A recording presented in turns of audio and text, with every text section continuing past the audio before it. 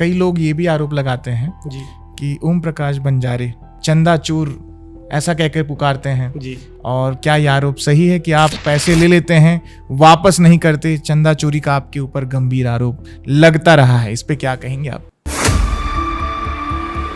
तो बलौदाबाजार जो हिंसा हुई थी जी उस पर आपको सरगना बताया गया उसमें, और उसमें भी एफआईआर दर्ज हुई। आपने 9 महीना जेल में बिताया। जी आपको युवा लोगों ने बहुत सर आंखों पर चढ़ा करके उस स्टेज में पहुंचाया और वहां से आपका एक बयान जारी हुआ कि चलो कलेक्ट्रेट की तरफ, चलो एसपी कार्यालय की ओर। क्या बात है उस पे? ये वीडियो है जिसमें आप कह रहे हैं कि गृह मंत्रालय 15 दिन तक मुझे सौंपिए, मैं फेरबदल करूंगा। 15 दिन में बोला गृह मंत्री बनाता हूँ, मैं 15 दिन में बता रहा हूँ कि कैसे गृह विभाग चलाएगा। तो आप गृह मंत्रालय पे फेरबदल कर पाएंगे या फिर ये सिर्फ जुबानी जंग आप अपने मुंह से बोल दे रहे हैं? मुझे 15 दिन के लिए गृह मंत्रालय सौंपे। इतने स्ट्रिक्ट करेंगे हम पुलिस प्रशासन व्यवस्था को, जो ये अभी झूठा दिखा रहे हैं कमिश्नर प्रणाली, जो अपराधिक किस्म की श्रेणी के लोग हैं वो डरे। रासुका लग गया तब क्या करोगे? इतनी बातें तो आप कर रहे हो। आपका एक मैं पोस्ट पढ़ रहा था कि हमको नक्सली कह दो, हमको जिला बदल कर दो, हमारे ऊपर रासुका लगा दो।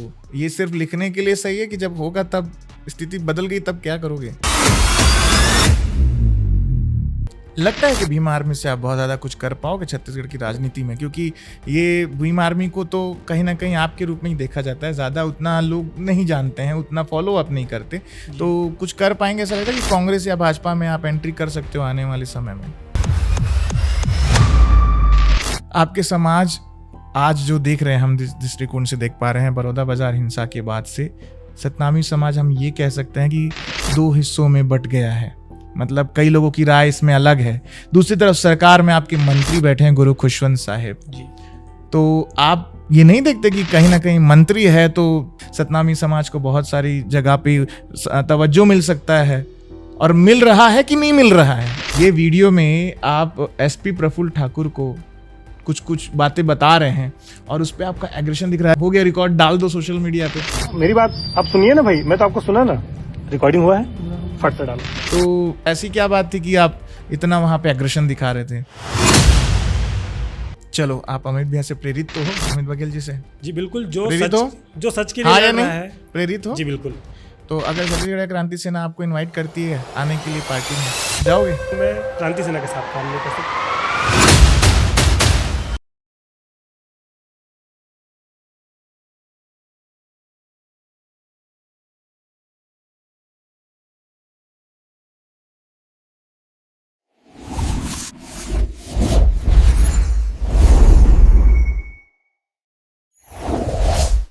नमस्कार, जय जोहार, जय छत्तीसगढ़। मैं हूं आपका होस्ट रोहित सोनी और आप देख रहे हैं आपका फेवरेट पॉडकास्ट शो जिसका नाम है the PS show. The PS show में इस बार जो गेस्ट है वो युवा नेता है। ऐसे युवा नेता जिनके साथ साथ कंट्रोवर्सी चलती है, विवाद उनके पीछे पीछे चलता है, और वो जिस आंदोलन में जाते हैं, आंदोलन के पीछे पीछे उनके पीछे पीछे एफआईआर भी चले आती है। छत्तीसगढ़ के कई युवा उनके साथ हैं, उनके साथ उस रेले में शामिल है, लेकिन राजनीति की दौड़ में कहीं ना कहीं वो पीछे भी नजर आ रहे हैं और अपने आप को साबित भी कर रहे हैं कि मैं किसी बड़े नेता से कम नहीं हूं, क्योंकि 25 वर्ष की आयु में उन्होंने पहला चुनाव लड़ा और 10,000 वोट पा करके अच्छे अच्छे लोगों को चकाचौंध करके रख दिया। सबसे बड़ी बात, वो ऐसे गेस्ट है जिनका बलौदाबाजार हिंसा से सबसे बड़ा ताल्लुकात है, उन्हें सरगना तक कहा गया। ऐसे हमारे आज के जो गेस्ट हैं भीम आर्मी से वो हैं और उनका नाम है ओम प्रकाश बंजारे जी। ओम प्रकाश जी, जय जोहार, जय छत्तीसगढ़, जय सतनाम। जय भीम, जय संविधान, जय सतनाम, जय छत्तीसगढ़, जय जोहार।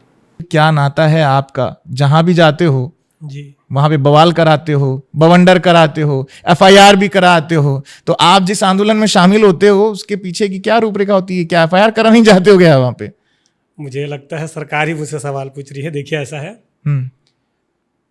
मुद्दा छत्तीसगढ़ में बहुत सारा ऐसा है जो समाज से जुड़ा हुआ है, और मैं एक ऐसे समाज का प्रतिनिधित्व करता हूं जिसके बिना छत्तीसगढ़ में सरकार बनेगी नहीं। वो ये तय करती है कि छत्तीसगढ़ में किसकी सरकार होगी, और उस समाज के साथ अगर शोषण होगा, अत्याचार होगा, एट्रोसिटीज़ के मामले आएंगे और लगातार उस समाज को अगर दबाने की साजिश करी जाएगी, कोशिश करी जाएगी, तो सरकार जिसके भी हो फिर तो हमें सामने आना पड़ेगा। क्योंकि मैं पढ़ा लिखा युवा हूँ और मैं समझता हूँ कि अगर मैंने कोई चीज़ प्राप्त करी है तो समाज के काम आए, तो मैं समाज के मुद्दे को उठाने के लिए वहाँ पहुँचता हूँ। अब जिनके हाथ में ताकत होती है उस आवाज़ को रोकने के लिए एफआईआर दर्ज हो जाते हैं, या उस आवाज़ को रोकने के लिए वो एफआईआर लागू कर देते हैं वहाँ पे। तो ये एक छत्तीसगढ़ में स्टंट बन गया पॉलिटिक्स का कि जहाँ भी लोग इकट्ठे हो रहे हैं, जहाँ अपने हक की बात कर रहे हैं, वहाँ एफआईआर दर्ज कर दो ताकि वो समाज अधूरा रह जाए, टूट जाए और कोर्ट कचहरी के डर से उन्हें रोका जा सके। तो बलौदाबाजार जो हिंसा हुई थी जी, उस पर आपको सरगना बताया गया उसमें, और उसमें भी एफआईआर दर्ज हुई, आपने 9 महीना जेल में बिताया। जी। तो उसके बारे में क्या बताएंगे? वीडियो आपका भी वायरल हुआ, आपको युवा लोगों ने बहुत सर आंखों पर चढ़ा करके उस स्टेज में पहुंचाया, और वहां से आपका एक बयान जारी हुआ कि चलो कलेक्ट्रेट की तरफ, चलो एसपी कार्यालय की ओर। क्या बात था उस पर? देखिए, बलौदाबाजार में 9 जून को जो घटना 10 जून 10 को घटना को हुई, ही, हाँ, 9 जून को एडमिनिस्ट्रेशंस भारतीय जनता पार्टी की है, शासन प्रशासन व भारतीय जनता पार्टी की है। ये तय हो गया था कि 10 जून को वहाँ पे एक बड़ा आंदोलन होगा। लगभग 1 लाख, 1.5 लाख, 2 लाख सतनामी समाज के लोग और अनुसूचित जाति से जुड़े लोग और वो लोग जो गुरु घासीदास जी पे आस्था रखते हैं वहाँ पहुँचेंगे। सरकार को ये चीज़ें सुनिश्चित करनी चाहिए थी कि इतनी बड़ी भीड़ को कैसे संभाला जाएगा। मैं वहाँ गया, क्योंकि युवा मुझे प्यार करते हैं, समाज मुझे प्यार करता है। मैं ज़मीन पे बैठा हुआ था, उन्होंने मुझे उठा के स्टेज तक पहुँचाया। मुझे इस बात की जानकारी नहीं थी कि पूर्ण रूप से वहाँ आवेदन देना है या आंदोलन होना है, क्योंकि मैं समाज का सदस्य हूँ और ये जो आंदोलन था वो समाज का था, ये किसी राजनीतिक दल का, संगठन का नहीं था, ये पूरे कंप्लीट समाज का था। पूरे देश से लोग आए हुए थे। हम वहाँ पहुँचे, मुझे अपनी बात रखने का मौका मिला, मैंने अपनी बात रखी वहाँ। अंत में मुझे कमेटी के द्वारा पीछे से कहा गया कि हमें ज्ञापन देने के लिए कलेक्टर कार्यालय चलना है, आप अंतिम में बोल रहे हो, लेट से आए हो तो आप अनाउंस कर दो। मुझे जो जानकारी थी कि हमें जाना है ज्ञापन देने, तो मैंने जितने लोग थे वहाँ मंच पर उपस्थित थे, जो हमारी वहाँ पे भीड़ थी, जो समाज के लोग जुटे हुए थे, उनसे कहा कि कमेटी का ये निर्णय है, कमेटी कह रही है कि हमें ज्ञापन देने कलेक्टर चलना है शांतिपूर्ण तरीके से, आप सभी साथी कलेक्टर की ओर रुख करेंगे। इतना ही मेरा उसमें योगदान रहा। किसी व्यक्ति विशेष को भी नहीं पता था, ना हमें जानकारी नहीं थी कि ऐसी कोई घटना वहाँ होने वाली है। तो हम सीधे साधे रूप से जाते, कलेक्टर महोदय को ज्ञापन देते और चले आते। ये एडमिनिस्ट्रेशंस का फेलियर रहा कि वहाँ पूर्ण रूप से जो सुरक्षा व्यवस्था लागू करनी थी नहीं हुई थी, या ये कहा जाए कि ये एक फेलियर है प्रशासन का जो वहाँ को देखने को मिला। क्यों भड़काऊ भाषण दिए गए? ऐसे क्या टारगेट था एसपी कार्यालय और कलेक्टर कार्यालय में? आपने मेरा भाषण सुना है?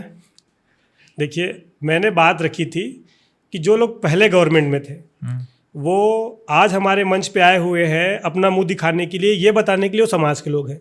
लेकिन जब ये सरकार में थे तो धर्मपुरा में भी हमारे जद खाम तोड़े गए थे, हमारी आस्था को ठेस पहुंचाया गया। कांग्रेस जब सरकार में थी, जब कांग्रेस सरकार में थी तब भी हम पे लाठी चले, मुकदमे हुए। और उस समय में जो आज मंच पे बैठे हुए हैं वो लोग सरकार में थे, तो इन्होंने उस टाइम नहीं रोका है। अभी हमारे कार्यक्रम में क्या करना है, हमारे आंदोलन में, मैंने ये बात रखी थी। दूसरा शब्द मैंने इस्तेमाल किया था, आपने कहीं कहा झूठा कहने वाले लोग हैं। हाँ, मैंने ऐसा कुछ कहा था कि आज ये हमारे मंच पे जगह खोजने आए हैं, ऐसा कुछ शब्द रहा है। और उसके बाद मैंने दूसरा शब्द ये रखा था कि हम भीम आर्मी के लोग आवेदन निवेदन करके थक जाते हैं, जब नहीं समझ में आती है बात तो आंदोलन से ही बात बनती है। और आज मैं समर्थन देना हूँ मेरे समाज को, क्योंकि संगठन समाज के सामने छोटा होता है, समाज बड़ा होता है शुरू से ही। तो मैंने बोला कि आज हम भी इस समाज के आंदोलन में अपना समर्थन देने आए हैं, क्योंकि हम गरम दल के लोग हैं, समाज जो आदेश करेगा हम करेंगे। इस तरीके की बात वहाँ पे हुई। मेरे पूरी भाषण में मैंने 2 मिनट 31 सेकंड में अपनी बात रखी थी। उसमें आप मुझे वीडियो फिर से आप दिखा दीजिए, वीडियो सार्वजनिक है मेरे इंस्टाग्राम पे भी। मैंने उसमें सरकार के खिलाफ कोई उग्र भाषण नहीं दिया है। मैंने अपने समाज के जो पहले मंत्री रहे, जो ताकत में रहे कांग्रेस की गवर्नमेंट में, मैंने उनको कोसा था, ना कि मैंने प्रशासन को कोई चेतावनी दी थी। नहीं, फिर भी जैसे जो वीडियो आपके ज़्यादातर वायरल होते हैं, बहुत ज़्यादा आप सोशल मीडिया में एक युवा जोश के तौर पे देखे जाते हैं, युवा लोग आपको फॉलो कर रहे हैं, तो आपको नहीं लगता कि आपके भाषण उसी तरह टारगेट होते हैं कि वो युवा तक जाए और वो भड़क जाए, फिर एक उबाल हो जाए समाज में? ये बड़ा सवाल है मेरे लिए। देखिए, ऐसा है, जब आप किसी व्यक्ति को छेड़ते रहते हैं और वो बहुत सीधा साधा है, एक वक्त ऐसा आता है कि फिर वो पलट के जवाब देता है, मुझे मत छेड़ो। कई बार ऐसा होता है कि हम देखते हैं गांव में, मोहल्ले में एक सामान्य हैंडीकेप्ड पर्सन होते हैं, जैसे पागल होते हैं या किसी का हाथ वगैरह नहीं रहता है, तो समाज क्या करता है, समाज के बच्चे उसको छेड़ते रहते हैं, लेकिन एक वक्त आता है कि वो पलट के जवाब देता है। ठीक वैसी मेरा जो समाज है, सतनामी समाज की आप बात कर रहे हैं? मैं पूरे मानव समाज की बात कर रहा हूँ, जो पिछड़ा है, दलित है, आदिवासी है, मजदूर है, गरीब है, किसान है। मैं समाज से मेरा तात्पर्य ये है जो पिछड़ा हुआ है, जिसके पास साधन संसाधन नहीं है, जो गुरु घासीदास जी पे आस्था रखता है, जो संविधान पे आस्था रखता है, जो कमजोर वर्ग का है। मेरा समाज शुरू से ही तकलीफ में रहा है। उसको बार बार सरकार ने, चाहे भाजपा की हो या कांग्रेस की हो, छेड़ने का काम किया है। अब जब हम आंखों में देखते हैं और कुछ नहीं कर पाते, समाज के लोगों की आवाज़ भी नहीं बन पाते, तो हम पे एक गुस्सा आता है। वो जाहिर करने का एक हमारा तरीका है कि हम सरकार से खुश नहीं है। सरकार हम पे वो चीज़ें भी थोप देती है जो हमारे समाज को चाहिए ही नहीं। तो वो अग्रेशन वहाँ से आता है कि आप हम पे वो चीज़ें लाद रहे हो जो हमको चाहिए ही नहीं। तो ये है गुस्सा मेरे समाज के अंदर। और मैं ही नहीं, आप किसी भी युवा को देख लीजिए भीम आर्मी का, उनके अंदर भरपूर अग्रेशन है, इसलिए कि वो पढ़े लिखे भी हैं और उस दर्द को वो महसूस करते हैं कि हमें कितना पीछे रखा गया है, चाहे हमारे खुद के नेता हो या सरकार हो। नहीं, भीम आर्मी में पढ़े लिखे नेता तो है, लेकिन आपके जैसे नेता को भीम आर्मी कभी भी निष्कासित कर देती है। जब इतने सारे युवा आपको फॉलो कर रहे हैं, सोशल मीडिया में आपके बयान जारी हो रहे हैं, आप अपने समाज के लिए खड़े हैं, सतनामी समाज के लिए खड़े हैं, ऐसे में आपको पार्टी कभी निष्कासित कर देती है, कभी एंट्री, मतलब भीम आर्मी भी आपको उपयोगी कर रही है क्या, जो हमको दिख रहा है? देखिए ऐसा है, मैं सीधा मेरे राष्ट्रीय कमेटी से जुड़ा हुआ नहीं हूँ। हम पे एक प्रोटोकॉल है कि अगर कोई जिला में कोई बात हो जाती है, कोई घटना घटित होती है जो प्रदेश तक पहुंचानी है, तो जिले के जो अध्यक्ष हैं या जो प्रभारी है या महासचिव जी है, वो प्रदेश कमेटी तक पहुंचाएंगे। प्रदेश कमेटी का ये दायित्व है कि अगर वो प्रदेश कमेटी के दायरे में नहीं आ रहा है, उस पर संभाले नहीं जा सकते, तो राष्ट्रीय कमेटी तक जाएगी। मैं लगभग आज मुझे 10 से 11 साल हो गए समाज सेवा देते हुए, और 2018 से मैं भीम आर्मी से जुड़ा हुआ हूँ। 17-18 से, जब से भीम आर्मी बनी 16 से, मैं कभी राष्ट्रीय कमेटी के आदेश का अवहेलना नहीं किया हूँ। ये जो हमारा आदेश है कि आप जिला में बताएंगे, जिला से प्रदेश में जाएंगे, प्रदेश से हमारी जो एक अनुशासन कमेटी है, फिर उसके बाद राष्ट्रीय कमेटी है, वहाँ तक पहुँचते हैं। मुझे जो रिप्रेजेंट करने वाले मेरे ऊपर लीडर थे, शायद उन्होंने मुझे रिप्रेजेंट नहीं किया होगा कि हमारे बीच एक ऐसा लीडर भी है जो बेहतर लीडरशिप करता है, या वो इस तरीके की क्षमता रखता है। या ये भी हो सकता है कि कई बार हम देखते हैं संगठन में कि लोगों को अवसर तो दिया जाता है, लेकिन उसमें बाध्यता होती है। मैं उस बाध्यता से विपरीत हो जाता हूँ। मतलब ये कहना चाहिए कि मुझ पे लगाम नहीं है। गरम दल के हो आप? मैं थोड़ा गरम दल का हूँ, अग्रेशन ज़्यादा है मुझ में, तो मैं उस बाध्यता को तोड़ कर आगे निकल जाता हूँ। शायद इस वजह से वो अनुशासनहीनता हो जाता है, या कई बार ऐसा होता है कि हमारे जो ऊपर लीडर हैं, मैं उनकी बात नहीं सुनता, तो ये जो दायरे हैं टूट जाते हैं मुझसे, शायद इसलिए मुझे बाहर कर देते हैं। लेकिन जब उन्हें ये महसूस होता है कि नहीं, ये लीडर हमारा अग्रेशन जरूर रखता है, लेकिन लीडरशिप अच्छी करता है, फिर मुझे वापस रख लेते हैं। या संगठन की मजबूरी है कि Bhim Army is equals to Om Prakash Banjare? अब ये तो राष्ट्रीय कमेटी तय करेगी कि वो मुझे किस नज़र से देखते हैं, लेकिन प्रदेश में मुझे लगता है कि मैं कमेटी से जुड़ के कुछ बेहतर कर रहा हूँ। मेरा ये मानना है कि मैं कमेटी के लिए कुछ तो अच्छा कर रहा हूँ। ये जो आप वीडियोस में आपका देखते हैं हम लोग, इतनी भीड़ के सामने, क्या बलौदा बाजार हिंसा में जब आपको अंदर किया गया तो और डर नहीं लग रहा कि कोई और मामले में फंसा के अंदर कर देंगे? देखिए ऐसा है, लश्कर भी तुम्हारा है, सरदार भी तुम्हारा है। आप सच को झूठ लिख दो, अखबार भी तुम्हारा है। और इस दौर में फरियादी जाए तो जाए कहाँ, कि इस दौर में फरियादी जाए तो जाए कहाँ, कानून भी तुम्हारा है और दरबार भी तुम्हारा है। और एक ओम प्रकाश के सवाल से इतना क्यों डरते हो? ये प्रशासन को, मेरा मतलब सवाल है ये प्रशासन से, कि एक ओम प्रकाश के सवाल से इतना क्यों डरते हो? क्या मोम के जैसा किरदार तुम्हारा है? सरकार को ये लगता है कि मुकदमे करके, झूठे विवादों में फंसा के, जेल में डाल के वो मनोबल तोड़ देंगे। लेकिन ये भगत सिंह के साथ भी हुआ। भगत सिंह तो हमारे बीच नहीं रहे, लेकिन उनके विचार आज भी हमारे ऊपर जिंदा है।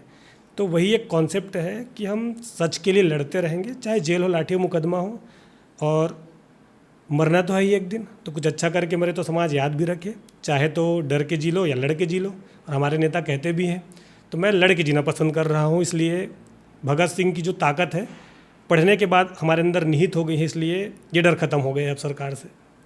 अच्छा, कई लोग ये भी आरोप लगाते हैं जी कि ओम प्रकाश बंजारे, मैं नहीं कह रहा हूँ, कई लोगों का आरोप है कि आपके ऊपर झूठा आरोप हो या सच्चा वो आप बताएंगे, चंदा चोर ऐसा कहकर पुकारते हैं। जी। और क्या ये आरोप सही है कि आप पैसे ले लेते हैं, वापस नहीं करते? चंदा चोरी का आपके ऊपर गंभीर आरोप लगता रहा है, इस पे क्या कहेंगे आप?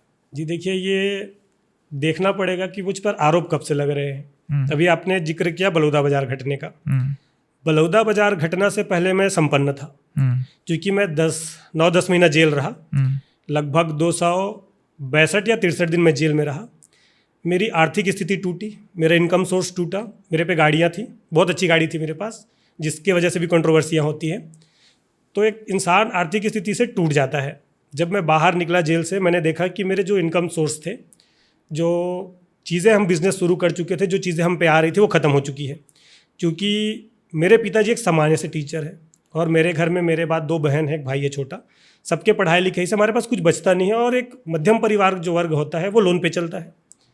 तो ये चीज़ें जब हमने महसूस किया कि अब हम पे कुछ नहीं है, कुछ साथी जो मुझ पे भरोसा करते थे, जो आज भी मुझ पे भरोसा करते हैं, उन्होंने मदद किया कि भैया अभी आपके पास कुछ नहीं है। जब आप जिलाध्यक्ष रहे, जब प्रदेश कमेटी में रहे, तब आपने हमको बहुत कुछ दिया है, हम भी आपको मदद करते हैं। उन्होंने थोड़ा थोड़ा करके मुझ पे भरोसा जताया और मुझे मदद की कि मैं फिर से इस्टेब्लिश हो जाऊँ और पूरे प्रदेश में घूम घूम कर हम फिर से भीम आर्मी को मजबूत कर सके। क्योंकि बलौदा बाजार घटना में अगर टारगेट में किसी संगठन को लिया गया था तो भीम आर्मी थी। सीधा सीधा न्यूज़ पे दिखाता था कि बलौदा बाजार घटना के मुख्य जो सरगना है वो भीम आर्मी के लोग हैं। तो चीज़ें संभालने में थोड़ा वक्त लगता है, घर होता है, परिवार होता है और आर्थिक स्थिति जहाँ व्यक्ति की खराब होती है तो उस पर आरोप लगते ही हैं। मैं ये महसूस करता हूँ कि ये आरोप मुझ पे लगा है जेल से आने के बाद, क्योंकि मुझे बहुत सारे लोगों ने हेल्प किया। कुछ लोगों को मैं मदद कर पाया, वापस कर पाया। कुछ लोगों से मैंने समय मांगा कि जब धान बिक जाएगा, धान के पैसे मुझ पे आ जाएंगे, अभी मेरे पास कोई बिजनेस नहीं है तो मैं वापस करूँगा। धीरे धीरे हमने वापस भी किया। कुछ लोगों का अभी भी बचा हुआ है, क्योंकि धान का पैसा इतना ज़्यादा नहीं होता। हम छोटे परिवार से लोग हैं, 2-4 लाख का जो धान बिक जाता है उस पर हमने मैनेज किया। हमने बस समय मांगा हुआ है कि धीरे से मेरी स्थिति सुधरेगी और जब हम पे इनकम सोर्स बन जाएंगे तो हम वापस करेंगे। अब मैं इसका एग्जांपल दूसरा देता हूँ। अगर मैं चंदा चोर होता तो मेरी गाड़ी नहीं खींचती, कंपनी वाले गाड़ी खींच के नहीं लेके जाते। 2-2 गाड़ियाँ थी हमारे पास और मेरी माँ जो है उनके पास ज़्यादा कोई संपत्ति तो नहीं है, 2 लाख रुपए का लगभग गहना है। वो गहने आज भी बैंक में गिरवे है। अगर आप कहें तो मैं सर्टिफिकेट दिखा दूँ उसका, जो बैंक से अपने लोन लिया हुआ है। और मुझ पे ना कोई ज़मीन है। भीम आर्मी से जुड़ने के बाद मैं पहला नेता हूँ भीम आर्मी का या सदस्य हूँ, कार्यकर्ता हूँ, जिसने कोई चीज़ें खरीदी नहीं है, मुझसे बिकी ही हैं।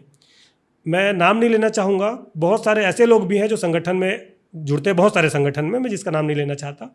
वो गाड़ियाँ खरीदते हैं, ज़मीन खरीदते हैं, घर खरीदते हैं। मैं पहला ऐसा युवा हूँ जिसके घर बिकने की कगार पे है, जिसकी गाड़ी चली गई, गहने गिरवी हैं और अभी जो हम लोग चल रहे हैं वो लोगों के सहयोग से चल रहे हैं। तो मेरा ये मानना है कि ये जो चंदा चोरी का आरोप अगर लगा रहे हैं तो दिखना भी चाहिए कि उन्होंने कोई चंदा चोरी किया हुआ है।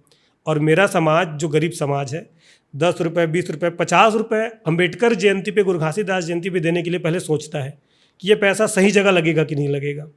अगर वो आरोप लगा रहा है कि चंदा चोरी कर रहा है तो कहीं ना कहीं इसमें संदेहजनक ये बात है कि अगर कोई चंदा चोरी करेगा तो कोई चीज़ दिखना भी चाहिए। आप मेरे तमाम सोशल मीडिया देख लीजिए, मुझ पे 2-4 कपड़े ही दिखेंगे, वही 2-4 जूते ही दिखेंगे और किराए की गाड़ी दिखेंगी जब से हम बलौदा बाजार जेल से निकले हैं।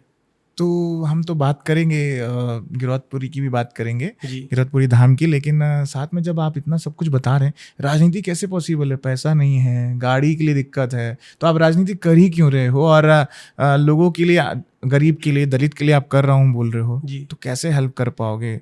पिछड़े लोगों को कैसे हेल्प कर पाओगे? कितना दिन चलोगे आप ऐसे? देखिए, समाज में 2 तरीके के लोग होते हैं। एक होते हैं साथ देने वाले, एक होते हैं पैर खींचने वाले।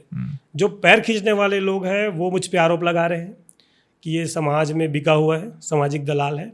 मैंने अपने काम से ये सिद्ध किया है कि मैं किसी भी दल में बिका नहीं हूँ, नहीं मैं रुका नहीं हूँ। मैं पहला व्यक्ति हूँ जो जेल से निकलने के बाद भी डंके की चोट पर सरकार को चुनौती देता हूँ। आप चाहे तो एनालिसिस करवा सकते हैं अपनी टीम के माध्यम से। और निरंतर जो समाज के लोग, जो युवा भरोसा कर रहे हैं, वो आज भी मुझे जो साधन संसाधन है वो मुहैया करा रहे हैं ताकि हम लड़ते रहें समाज के लिए। मेरा समाज बहुत बड़ा है और जो भरोसा करने वाले लोग हैं उनका भी दायरा बढ़ते जा रहा है। तो अगर मैं समाज से कभी ये कहूँ कि मुझे यहाँ जाने के लिए साधन की कमी महसूस हो रही है, तो निरंतर वो साधन संसाधन मुहैया करा रहे हैं, जिससे मैं और मेरी पूरी टीम चल रही है। आपके समाज आज जो देख रहे हैं, हम जिस दृष्टिकोण से देख पा रहे हैं, बलौदा बाजार हिंसा के बाद से सतनामी समाज हम ये कह सकते हैं कि दो हिस्सों में बट गया है। मतलब कई लोगों की राय इसमें अलग है और कई समाज का कई हिस्सा जो है वो कुछ और बातें कह रहा है। दूसरी तरफ सरकार में आपके मंत्री बैठे हैं गुरु खुशवंत साहिब जी। तो आप ये नहीं देखते कि कहीं ना कहीं मंत्री है तो थोड़ा सा रिलैक्सेशन सरकार की तरफ से मिल सकता है, सतनामी समाज को बहुत सारी जगह पे तवज्जो मिल सकता है, और मिल रहा है कि नहीं मिल रहा है? देखिए, ये सवाल का जवाब तो मंत्री जी के पास ही बेहतर होगा, लेकिन ये कमी महसूस होती है कि जिस वर्ग के लोग आवाज़ उठाने वाले होते हैं, जो सदन में बोल सकते हैं, वो चाहे तो समाज की बहुत सारी जो साधन संसाधन मूलभूत सुविधाएं हैं वो मुहैया करा सकते हैं। मुझे ये कमी महसूस होता है कि भारतीय जनता पार्टी में शायद वो परिपक्व रूप से बोल नहीं पा रहे हैं, या उनकी पूरी आज़ादी नहीं होगी कि वो उन बातों को रखें जिन बातों को सदन में रखना चाहिए। पार्टी की अपनी गाइडलाइन होती है। मुझे लगता है कि उन्हें कहीं ना कहीं एक निश्चित दायरा दे दिया गया है, जिसके वजह से वो उस दायरे को पार करके नहीं बोल पा रहे होंगे। वरना एक कैबिनेट के मंत्री चाहे जिस समाज से आते हो समाज का भला कर सकते हैं, ये तो एक बच्चा भी बता सकता है। ऐसा कोई निश्चित दायरा बांध दिया गया होगा, जिसके कारण यह हो सकता है कि उनकी कोई मजबूरी हो, कोई परेशानी हो, जिसकी वजह से वो समाज के लिए नहीं बोल पा रहे होंगे। दूसरा ये है कि समाज दो वर्गों में नहीं बटा है, समाज एक वर्ग के ही है। हमारे समाज में मानव एक समान का विचार को स्थापित किया गया है, मानव एक समान के विचार को अपनाया गया है। तो जो गुरु घासीदास जी को मानने वाले लोग हैं, जो सतनामी समाज के लोग हैं, हर समाज के लोग मानते हैं, लेकिन जो गुरु घासीदास जी को मानने वाले हैं वो एक तरफ है, और उनमें जो पाखंडवाद मिलाया जा रहा है वो दूसरी तरफ है। मैं गुरु घासीदास जी के मानव एक समान, जो सत्य अहिंसा का मन के एक समान, जिसको हिंदी में मानव एक समान कहते हैं, मैं उस विचारधारा के साथ खड़ा हूँ जो सबको समान इक्वल मान रहा है। लेकिन जो दूसरा विचारधारा है, जो आप दूसरे समाज की बात कर रहे हैं, उस पर कुछ मिलावटें हैं जो हमारा समाज स्वीकार नहीं करता है। और आने वाले दिनों में आपको देखने को मिलेगा कि जो दो वर्ग में बांटने का काम कर रहे हैं, ना वो घर के रहेंगे, ना वो घाट के रहेंगे, ना वो सत्ता तक पहुंच पाएंगे। आपका वीडियो हम देखते हैं, आप अभी ये वीडियो में आप एसपी प्रफुल्ल ठाकुर को कुछ बातें बता रहे हैं और उस पर आपका एग्रेशन दिख रहा है। हो गया रिकॉर्ड, डाल दो सोशल मीडिया पे। मेरी बात आप सुनिए ना भाई, मैं तो आपको सुना ना, रिकॉर्डिंग हुआ है, फट से डालो। तो पुलिस अधीक्षक से क्या बात हुई आपकी, और ऐसी क्या बात थी कि आप इतना वहां पे एग्रेशन दिखा रहे थे? आप मुझे बताइए, अगर कोई एक गरीब आदमी है जो किसी दबंग से पिट जाए तो वो कहाँ जाएगा? अब कोई पुलिस स्टेशन जाएगा? अगर थाने में उसकी बात नहीं सुनी जाए तो कहाँ जाएगा? वो सीएसपी के पास जाएगा, एसडीओपी के पास जाएगा, जो उसके तहसील का अधिकारी होगा। अगर वो भी बात ना सुने तो कहाँ जाएगा? एसपी साहब के पास। हम वो दायरा तय करते करते करते एसपी साहब के पास पहुँचे, और जैसा कि बात भी स्पष्ट है, मैं एसपी साहब से निवेदन कर रहा था कि पीड़ित परिवार बहुत परेशान है, आप थोड़ा संज्ञान में लीजिए। वो ये कह भी रहे हैं कि मुझे मालूम है। उन्होंने अपनी सारी बात रखी, मैंने सुना। जब मैंने उनको ये बात बताना चाहा कि जो पीड़ित परिवार के लोग हैं, चक्कर खा के गिर रहे हैं, उनको कोई प्रशासनिक सेवा नहीं दी जा रही है, वो धरने पे बैठे हुए हैं, उन्होंने फ़ोन काट दिया। आप मुझे बताइए, एक जो लोक सेवक है, जो यूपीएससी करके वहाँ एक एसपी बना हुआ है, वो भी किसी गरीब परिवार से ही रहा होगा, किसी राजे रजवाड़े का बेटा तो होगा नहीं। वो भी हम में से ही एक है। हम जैसे बच्चे यूपीएससी करके वहाँ तक पहुँचते हैं। तो जब वो वहाँ तक पहुँच गए हैं, एक लोक सेवक है, एक लोक सेवक का काम ये है कि वो सबसे पहले अपने पास आने वाले जो पीड़ित परिवार है, जो लोग हैं, उनकी बात सुने। हम वहाँ कलेक्टर ऑफिस के एसपी ऑफिस के कलेक्टर ऑफिस और संयुक्त जो है शक्ति में वही बैठे हुए थे। 50 मीटर के दायरे में एसपी साहब थे। क्या वो पीड़ित परिवार से आके मिल नहीं सकते? और जब हम फ़ोन करके उनको बता रहे हैं कि ये व्यथा है, तो वो एटीट्यूड दिखा रहे हैं कि मैं एक एसपी हूँ, और फ़ोन काट दे रहे हैं।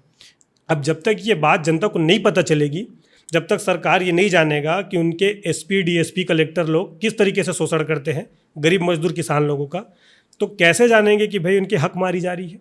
कैसे पता चलेगा कि इनके साथ शोषण हो रहा है? नहीं, काम जो है वो राजस्व का था जी। उनका मुआवजा संबंधित कुछ मामला था।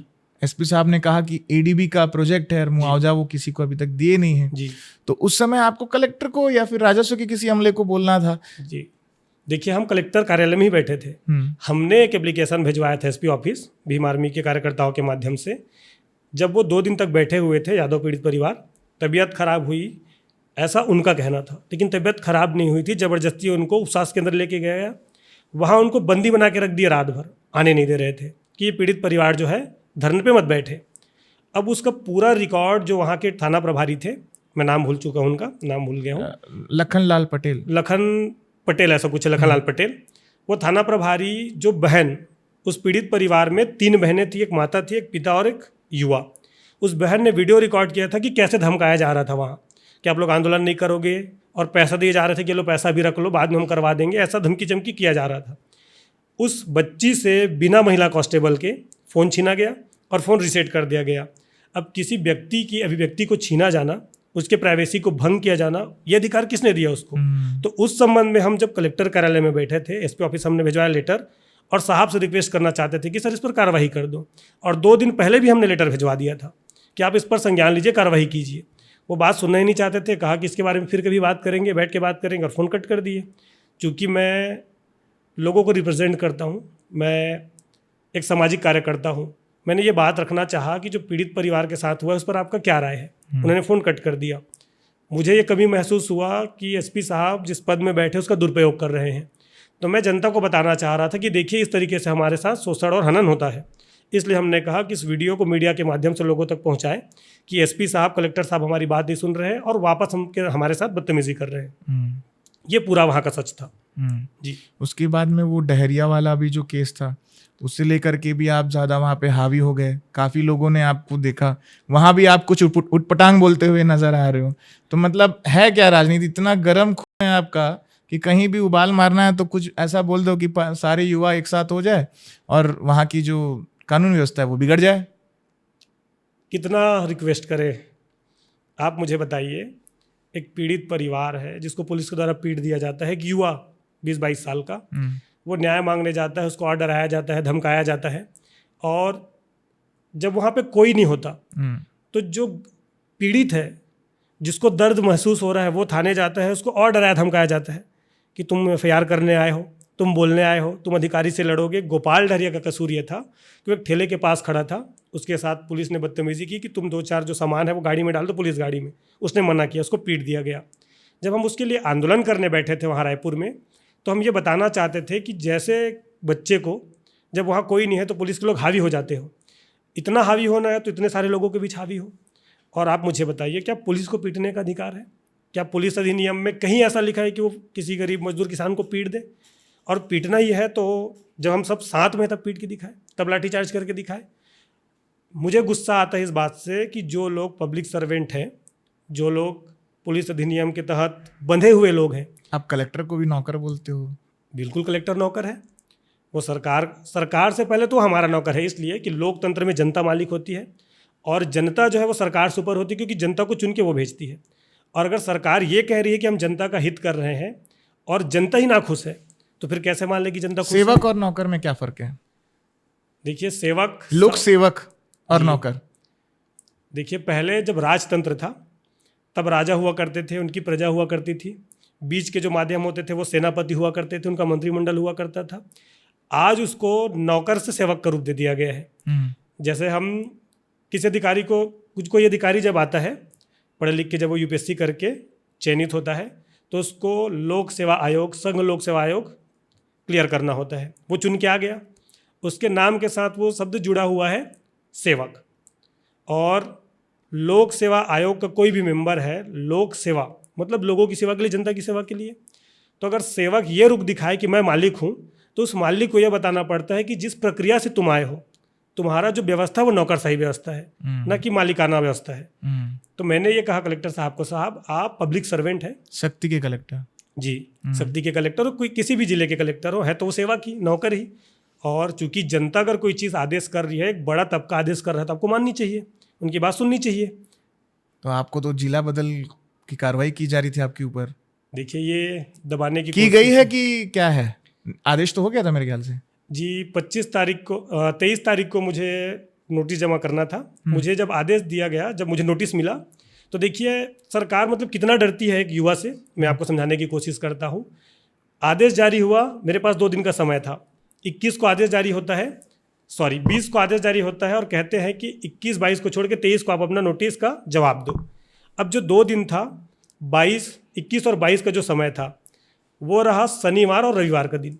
फिर सोमवार को पड़ता है 23 तारीख, और मुझे जवाब देना होता है। मैं जवाब लेके जाता हूँ अपने वकील के माध्यम से, कलेक्टर साहब कहते हैं कि 2 दिन बाद आपका हम आदेश जारी कर देंगे 25 को। फिर हम अपने तरफ से रखते हैं, मैं कोशिश करता हूँ कलेक्टर साहब को बताने की कि ये जो आरोप है झूठा आरोप है, इसलिए कि जिला बदल का क्राइटेरिया होता है। यदि कोई गुंडा बदमाश प्रवृत्ति का व्यक्ति है जो जिले में कई बार अपराध में शामिल है, जैसे चोरी, डकैती, मारपीट, हत्या, लूटपाट, घूसखोरी, इस तरीके की चीज़ों में जो शामिल है, वो गुंडा सूची लिस्ट वगैरह में नाम आता है, उनको जिला बदल के दायरे में रखा जाता है। मेरा जो अपराध है वो या तो धरना का है, प्रदर्शन का है। चूँकि धरना प्रदर्शन का जो FIR होता है वो गुंडा सूची लिस्ट में या जिला बदल की कार्रवाई में नहीं आता। पता नहीं SP साहब को कौन सी मेरी बात बुरी लग गई कि वो अपने पावर का दुरुपयोग करके मेरा जिला बदल करना चाहते हैं, जबकि मुझ पे मुकदमे हैं बलौदा बाजार में ज़्यादा 29 मुकदमे हैं, आपने खुद एक इंटरव्यू में कहा है। जी, जिस समय मैंने वो इंटरव्यू दिया था उस टाइम पे लगभग 28-29 मुकदमे का हमें जानकारी था।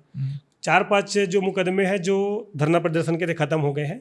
अभी जो हमने बार काउंसिलिंग के लिए अपना इनरोलमेंट कराने के लिए जो जानकारी दी है उसमें बताया जा रहा था कि लगभग 18-20 मुकदमे क्लियर रूप से सामने आ रहे हैं, और मुझे जो नोटिस मिला है उसमें 12 मुकदमे दर्ज हैं। मैं ये क्लियर नहीं कर पा रहा कि मुझ पे टोटल कितने मुकदमे हैं, चूँकि मैं पूरे प्रदेश के लगभग 4 जिलों में और मेरे ज़िले के 2 विधानसभा में मेरा पेशी चल रहा है। तो जब पूरी जानकारी हम RTI के माध्यम से लगा लेंगे, या फिर जब SP साहब से हम रिक्वेस्ट करेंगे कि आप पूरी ज़िले के जो मेरे प्रकरण हैं उनकी जानकारी दे देंगे, तो जब हमको दे देंगे तो क्लियर हो पाएगा कि 20 मुकदमे हैं, 25 मुकदमे हैं। फिलहाल तो हम 18 से 20 मुकदमों को सही मान के चल रहे हैं। तो 18-20 मुकदमे कम होते हैं? देखिए, ये प्रदर्शन धरना का मुकदमा है जो कि सरकार जब बदलती है तो ये ख़त्म कर दिए जाते हैं।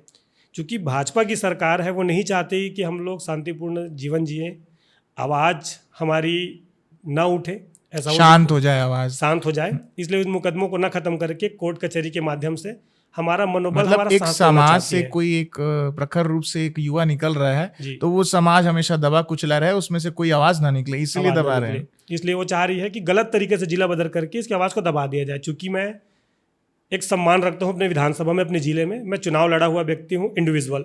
10,400 समथिंग आपको वोट्स भी मिले 10,000 वोट मुझे मिले हैं। आप कैसे कह सकते हैं कि ये जिला बदल योग्य है?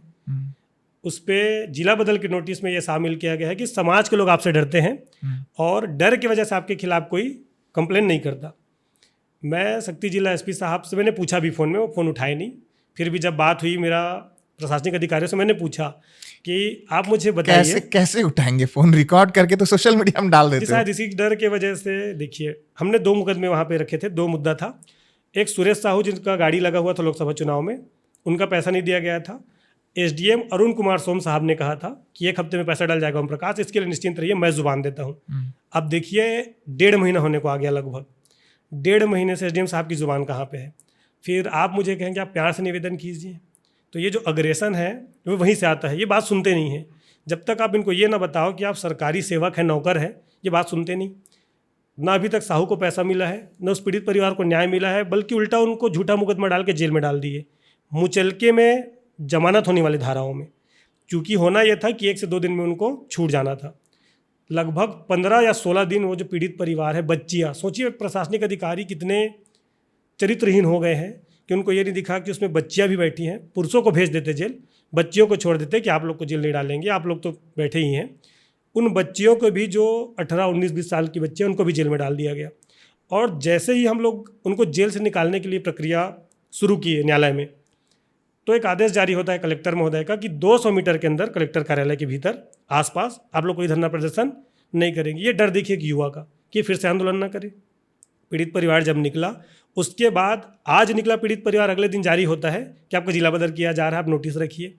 तो इस तरीके की जो चीज़ें कर रहे हैं शासन प्रशासन के लोग, मैं कैसे ना कहूँ और क्यों मुझ में अग्रेसन ना हो, क्योंकि मैं सच के लिए लड़ रहा हूँ। मेरी एक छवि है जो एक विधानसभा प्रत्याशी के रूप में रही है, एक भीम आर्मी के लीडर के रूप में रही है।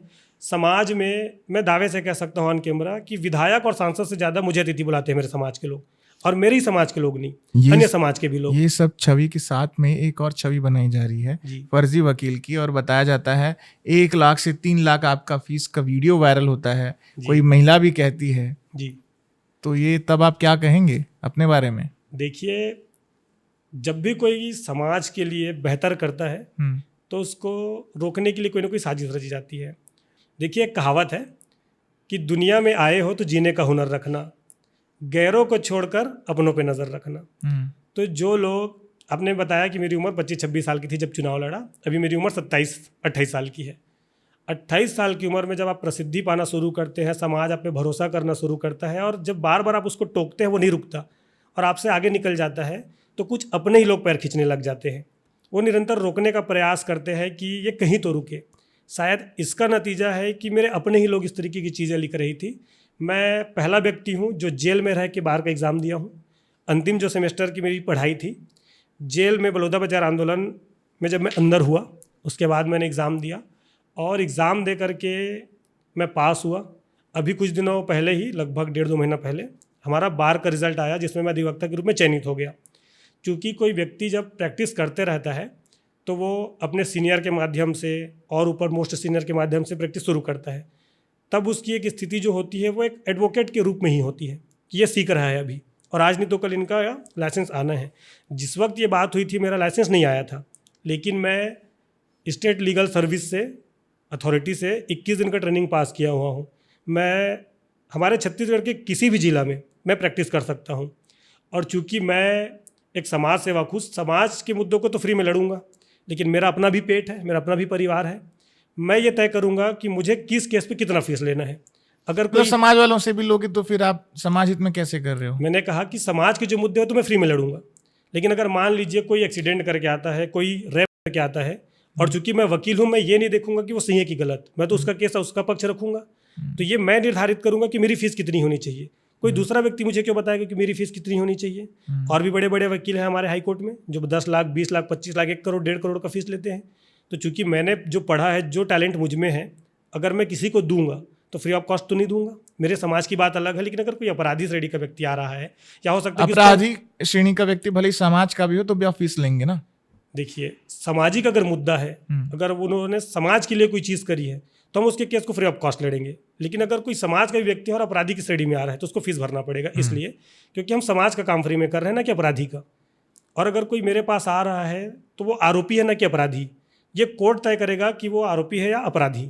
तो मैंने जो पढ़ा है, मैंने जो चीज़ें हासिल करी है, मुझ में जो चीज़ें वहन हुई हैं, उसका फीस मैं निर्धारण करूंगा कि मेरी फ़ीस कितनी होनी चाहिए, ना कि समाज के लोग मुझे बताएंगे कि आप इतना फीस लेके काम करो। और जो लोग मुझे फर्जी अधिवक्ता कहते थे, अभी उनके पास कोई जवाब होगा? अच्छा, एक बात बताइए जी, कांग्रेस से कितना आपका नज़दीकी है? देखिए, मेरा कांग्रेस से कोई नज़दीकी नहीं है। मैं फोटो वीडियो में हम देख रहे हैं आपके सोशल मीडिया में कि आपकी फोटोज विधायक देवेंद्र यादव के साथ, क्योंकि आप जेल में आप लोग साथ में रहे हैं, खूब सारी बुक्स आपके सोशल मीडिया में जब मैं जा रहा था तो मैंने देखा कि साथ में हमने कई बुक्स पढ़ी है। उनके जन्म दिवस में आप बधाई दे रहे हैं, तो ऐसा क्या कनेक्शन है? कांग्रेस में जाने का कुछ प्लान है, क्या है? देखिए, मैं व्यक्तिगत जुड़ा हुआ हूँ देवेंद्र यादव जी से, चूँकि वो विधायक हैं भिलाई के, और हमने साथ में जेल काटा हुआ है, काफ़ी समय साथ बिताए। एक आत्मीयता रहती है लोगों से और एक जुड़ाव रहता है जब आप किसी के साथ जुड़ते हैं। हम जेल में एक ही केस के आरोपी थे, हम पे बात होती थी, परिवार के बारे में, राजनीति के बारे में चर्चाएं होती थी, हम आपस में घनिष्ठ हुए और वो मुझे एक छोटे भाई की तरह प्रेम करते हैं। और जेल में हमने काफ़ी चीज़ें, काफ़ी संघर्ष और काफ़ी समय साथ में बिताया है। तो मेरा जो उनसे जुड़ाव है वो व्यक्तिगत है, वो राजनीतिक तौर पे नहीं है। रही बात कांग्रेस की, तो देखिए, हमारी अभी अपनी पार्टी तो थी नहीं। इससे पहले हमारे लोग कांग्रेस और भाजपा को ही वोट करते थे, जहाँ हम नहीं है वहाँ तो कांग्रेस को ही वोट करते होंगे, कई भाजपा को वोट करते होंगे। ये तय नहीं किया जा सकता कि किसी के साथ व्यक्तिगत जुड़ने से आप उसके स्वभाव को या उसके संस्कार को या उसकी राजनीतिक जो छवि उसको स्वीकार कर रहे हैं। मेरा जो जुड़ाव है वो व्यक्तिगत रूप से है, और ऐसा मैंने कहीं भी नहीं कहा है कि मैं कांग्रेस का समर्थक रहा हूँ या उससे जुड़ा हुआ हूँ। देवेंद्र यादव जी मेरे लिए सम्मानीय व्यक्ति हैं, बड़े भाई की तरह मुझे वो लाड प्यार देते थे जेल में, और अभी जो संबंध है वो एक छोटे भाई बड़े भाई की तरह है, क्योंकि हमने साथ में समय बिताया हुआ है। लगता है कि भीम आर्मी से आप बहुत ज़्यादा कुछ कर पाओगे छत्तीसगढ़ की राजनीति में? क्योंकि ये भीम आर्मी को तो कहीं ना कहीं आपके रूप में ही देखा जाता है, ज़्यादा उतना लोग नहीं जानते हैं, उतना फॉलो अप नहीं करते, तो कुछ कर पाएंगे? ऐसा लगता है कि कांग्रेस या भाजपा में आप एंट्री कर सकते हो आने वाले समय में? देखिए, मैं एक एग्जाम्पल से समझते हैं। 1924 में बनी थी जनसंघ भाजपा, उन्होंने 100 साल मेहनत किया, वो अपने विचारधारा पे अड़े रहे, चाहे वो विचारधारा गलत ही क्यों ना हो, वो अड़े रहे और 100 साल बाद उनकी लगभग सरकार बनी 2024 पे। 24 में वो पूर्ण रूप से सरकार में आए और अपने विचारधारा को स्थापित किए। कांग्रेस भी आज़ादी के बाद लगातार अपने गांधीवादी विचारधारा पे प्रबल रही, वो भी सत्ता में आए। अम्बेडकरवाद का जो विचारधारा है, संवैधानिक विचारधारा है, वो भी प्रबल रहा काशीराम साहब के नेतृत्व में, और यूपी में सरकार आई। हम अपने विचारों के साथ खड़े हैं और ये लड़ाई सिर्फ सत्ता की नहीं है, ये सामाजिक संघर्ष का है। मान्यवर साहब काशीराम कहते थे कि राजनीति चले ना चले, लेकिन सामाजिक परिवर्तन चलते रहना चाहिए। हम उस सामाजिक परिवर्तन के साथ चल रहे हैं जो कोई भी सरकार रहे उसके विचारों के खिलाफ है। जो जनहित के मुद्दे नहीं है, जो थोपे जा रहे हैं, हम उस विचार के संघर्ष में हैं, उसके खिलाफ संघर्ष कर रहे हैं। मेरा ऐसा कोई, अभी तक मैंने कोई चीज़ ऐसी स्वीकार नहीं करी है कि मैं भाजपा में जाऊँ, कांग्रेस में जाऊँ। मैं अपने विचारधारा के साथ खड़ा हूँ। रह गई बात भीम आर्मी की, तो जब सपा को शुरू किया गया, जैसे छत्तीसगढ़ में छत्तीसगढ़िया क्रांति सेना शुरू किया गया, और एक आदिवासी भाई जो है वो विधायक भी बने, उनका भी एक दल है। और मनीष कुंजाम जी, नहीं, छाल से जो है, कोरबा तरफ से गोंडवाना गणतंत्र जैसे पार्टियां हैं। और झारखंड में आप देखते होंगे जयराम कुमार महतो एक अपनी पार्टी से चुनाव लड़े हैं। क्योंकि जो स्वतंत्र रूप से चुनाव लड़ते हैं वो स्वतंत्र आवाज़ बनते हैं। मेरी जो पार्टी है, अगर मुझे नेतृत्व करने का मौका देगी तो मैं अपने विचारधारा के साथ निरंतर, मुझे लगता है मैं बेहतर कर सकता हूँ। जब मुझे लीडरशिप करने का मौका मिलेगा, मुझ पे ताकत आएगी, तो भीम आर्मी भी यहाँ स्थापित होगी। और चूँकि हमारा जो समाज है और हम जिस चीज़ को प्रतिनिधित्व करते हैं, लोग उसको पसंद करते हैं। SC ST OBC जो बहुजन समाज का वर्ग है, वो भीम आर्मी को काफ़ी हद तक पसंद करता है, क्योंकि हम निष्पक्ष लोग हैं। तो जब हम पे ताकत आएगी, हमें लीडरशिप का मौका मिलेगा, हम निश्चित ही छत्तीसगढ़ में बहुत बड़ा बदलाव करेंगे। और मैं आपको ऑन द कैमरा कह रहा हूँ कि 2028 का चुनाव है, हमारे बिना ना तो सरकार बनेगी, ना हमारे बिना विधायक बनेंगे, ना सांसद बनेंगे। और मुझे नेतृत्व करने का मौका मिला है मेरे ज़िले से। मेरे ज़िले में अगर हमारे लोगों को साथ लेके नहीं चलेंगे तो मुझे लगता है कि कोई एक वहाँ जिला पंचायत का सदस्य भी नहीं बनेगा। आपको लगता है सोशल मीडिया में जितनी भीड़ आपके साथ दिखती है उसको आप वोट में परिवर्तित कर सकते हो भीम आर्मी के थ्रू?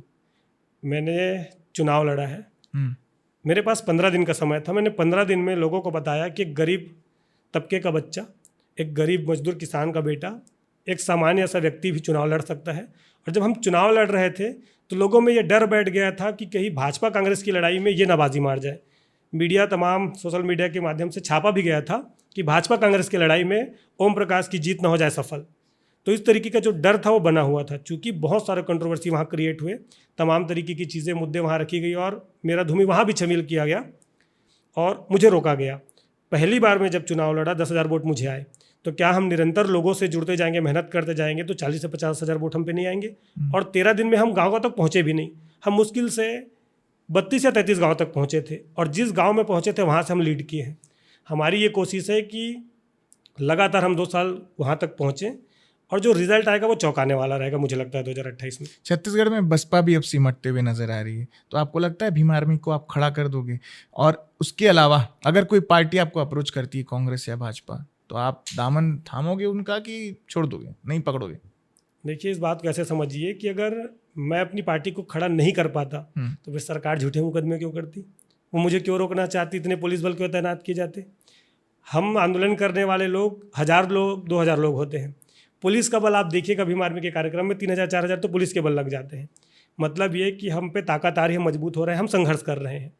और रही बात बसपा की, मैं उनके बारे में टिप्पणी नहीं करना चाहता। हमारे अपने लोग हैं, देर से ही सही जब आँख खुलेंगी तो उनको लगेगा तो हमारा ही साथ देंगे। चूँकि अब वो सिमट रही है, जहाँ जहाँ वो मजबूत है हम वहाँ पे तो उनको कुछ नहीं कहेंगे, लेकिन हम चाहते हैं कि वो हमारे साथ आए और भीम आर्मी को एक छत्र छाया दे। चूँकि बसपा बड़ी पार्टी रही है, नेतृत्व करता रही है, हमारे साथ आके हमको मजबूत करने का काम करे। हम पे इतनी ताकत है कि भीम आर्मी के लोगों को हम चुन के भेज सकते हैं और सरकार में अपनी भूमिका निभा सकते हैं।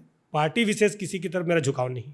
ये वीडियो है जिसमें आप कह रहे हैं कि गृह मंत्रालय 15 दिन तक मुझे सौंपिए, मैं फेरबदल करूंगा। 15 दिन में मोला गृह मंत्री बनाता हूँ, मैं 15 दिन में बता रहा हूँ कि कैसे गृह विभाग चलाया जाता है। तो आप गृह मंत्रालय पे फेरबदल कर पाएंगे या फिर ये सिर्फ जुबानी जंग आप अपने मुंह से बोल दे रहे हैं? देखिए, बस्तर संभाग में, बस्तर जिले में एक घटना हुई जिसमें ईसाई लोगों को बजरंग दल के द्वारा परेशान किया जा रहा था। दूसरी घटना सामने आई कि एक मुर्दा जो लाश दफना दिया गया था उसको उस ज़मीन से निकालो और दूसरी जगह रखो। देखिए, मरने के बाद भी इंसान की जाति जिसके खिलाफ हम लड़ रहे हैं वो नहीं छोड़ती।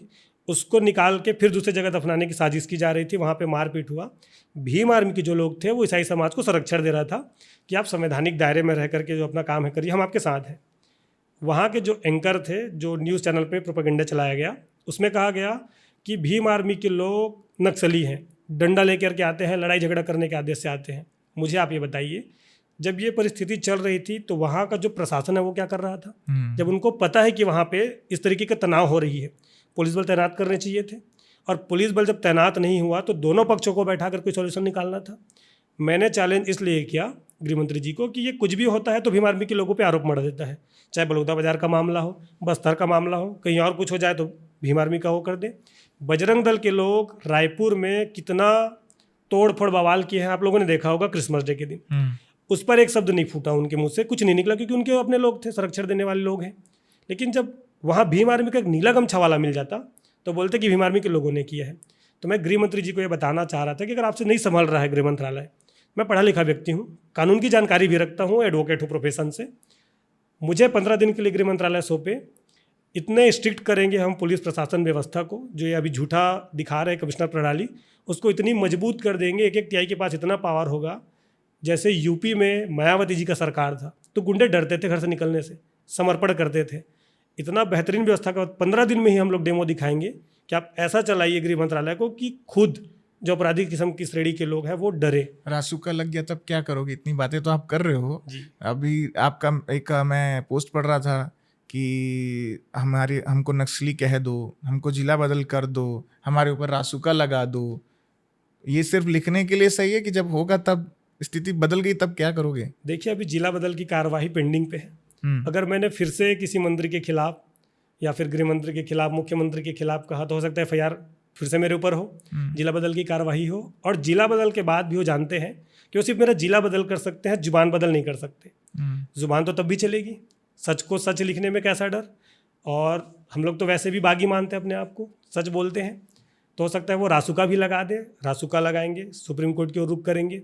सुप्रीम कोर्ट भी नहीं अगर मानता है तो जनता देख रही है कि किस तरीके का प्रोपेगेंडा चला करके उस आवाज़ को, जो सच बोलता है, जो लोगों के लिए लड़ता है, उसको जिला बदल करना, फिर रासुका लगाना, कहीं ना कहीं 2 साल तक ही लगाएंगे। 2 साल बाद सरकारें बदलेंगी, हमारे लोग सरकार में पहुंचेंगे, रासुका हट जाया करते हैं। मेरा ये कहना है, मेरा ये मानना है कि मेरी आवाज़ को दबाने के लिए जिला बदल और रासुका की कार्रवाई करी जाएगी। और मैं ये ऑन कैमरा कह रहा हूँ, 2-4 और ऐसे आंदोलन होंगे, जैसे डीएड बीएड वाले अभ्यर्थी अभी पिट रहे हैं, उनको जेल में डाला जा रहा है। एक हॉस्पिटल में परिजन लोगों को कितने बुरी तरीके से पुलिस वाले मार रहे हैं। कौन सा हॉस्पिटल? उर्मिला हॉस्पिटल में पीड़ित परिवार को पीटा जा रहा है पुलिस बल के द्वारा। अब इन मुद्दों पे जब हम लड़ेंगे तो कहीं ना कहीं हम पे रासुका लगाने का, जिला बदल करने का फिर से प्रयास किया जाएगा। लेकिन जनता देख रही है कि सच क्या है, झूठ क्या है। जनता इतनी भी मूर्ख नहीं जितना सरकारें समझती हैं। 2 साल बाद सरकार बदलेगा, ये फाइलें फिर से खुलेंगी, और जब हमको मौका मिलेगा तो एक एक जख्म का हिसाब किया जाएगा। समाज की आप बात कर रहे हैं, आप अपने कमेटी संगठन की बात कर रहे हैं, लेकिन आप ही की कमेटी के लोग तो आपको सामाजिक दलाल बोल रहे हैं। देखिए, मुझे मेरे समाज के लोग सामाजिक दलाल नहीं बोल रहे हैं। हाँ। आप पर्टिकुलर उनको चिन्हांकित कीजिए कि कौन कह रहा है। वो लोग जो भीम आर्मी में पहले आना चाहते थे, कोई काम नहीं किया, अब पद पाना चाहते हैं। क्योंकि मैं बहुत स्पष्ट आदमी हूँ, मैं हर वीडियो में, हर कार्यक्रम में ये कहता हूँ कि मैं बहुत स्पष्ट रूप से अपनी बात रखता हूँ। जो लोग कल तक कोई काम नहीं किया, उनको पद देना, उनको भीम आर्मी में लीडरशिप का मौका देना गलत है। अब जब मैं उनका विरोध करता हूँ कि इनको नहीं रखेंगे, तो वो लोग प्रोपेगेंडा चला रहे हैं कि ओम प्रकाश को बदनाम किया जाए। अच्छा, आप मुझे बताइए, अगर कोई युवा बेहतर से बेहतर करे तो उसकी छवि को कैसे धूमिल किया जाएगा? क्योंकि वो समाज का व्यक्ति है। अगर मैं भाजपा कांग्रेस का होता तो मुझ पर आरोप नहीं लगते, लेकिन मैं सामाजिक व्यक्ति हूँ, तो मेरी छवि को धूमिल करने के लिए उनके पास क्या प्लान है? इसको चरित्र से चरित्रहीन कर दो, इसके चरित्र पर दाग लगा दो। कैसे लगाएंगे? या तो ये अयासी कर रहा है, क्योंकि अभी तक मुझ पे ऐसे आरोप लगे नहीं है, क्योंकि मैं बहुत सम्मान करता हूँ समाज का, समाज के जो माहौल है उसका। चरित्र पे मेरे लांछन लगा नहीं। अब चंदा चोरी का जो आरोप है वो समाज में ज़्यादा लगता है। ये गाड़ियाँ कैसे चढ़ रहा है, ये लोगों को कैसे मैनेज कर रहा है, ये काफिला कैसे लगा रहा है, इस तरीके की चीज़ें करके वो जो चिन्हांकित लोग मैं बोल रहा हूँ, वो मेरी छवि को धूमिल करने का प्रयास कर रहे हैं। आप सोशल मीडिया पे लगातार एक ट्रेंड चला दो, जिसमें भाजपा के नेता, कांग्रेस के नेता और ओम प्रकाश, तीनों को आप हैशटैग करके डाल दीजिए कि कौन किसको आप सपोर्ट करते हैं छत्तीसगढ़ के युवाओं से। मैं दावे के साथ कह सकता हूँ, अपनी पूरी आईटी सेल लगा ले भाजपा के लोग, कांग्रेस के लोग, आपको मेरा ही नाम मिलेगा। इसलिए क्योंकि युवा देख रहा है।